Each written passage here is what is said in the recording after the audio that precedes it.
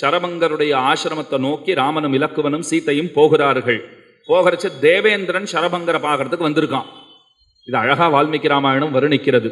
தேவேந்திரன் உள்ள பேசிட்டு இருக்கானா, ராமனும் லக்ஷ்மணும் பேசிட்டானா. அங்க பாரு, தேவேந்திரனே வந்து நிக்கிறா போல தெரிகிறது.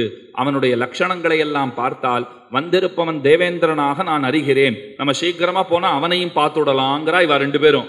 அதை தேவேந்திரன் அங்க தெரிஞ்சுனுட்டான். அவன் சரபங்கரை பார்த்து சொல்றானா, நாம பிரார்த்தனை பண்ணித்தான் பரமாத்மா ராமனா பிறந்திருக்கார், உம்முடைய ஆசிரமத்தை நோக்கி இப்ப வந்துட்டு இருக்கார். இப்ப நான் இங்க இருந்தேன்னா அது தேவையில்லாத பிரச்சனைகள். ஏன்னா அவர் தன்னை ஒரு மனிதனாக எண்ணிக்கொண்டு மனிதனாகவே பாவித்து கொண்டு அவர் வாழ்ந்துட்டு இருக்கார். இப்ப போய் அவருக்கு நான் தேவரகசியத்தை எல்லாம் சொல்றதுங்கிறது சரியா இருக்காது. ராவணவதம் ஆன பிற்பாடு தேவரகசியங்களை பிரம்மாவே வந்து அவரோட பேச போறார். அதனால நான் உடனடியா கிளம்புறேன்.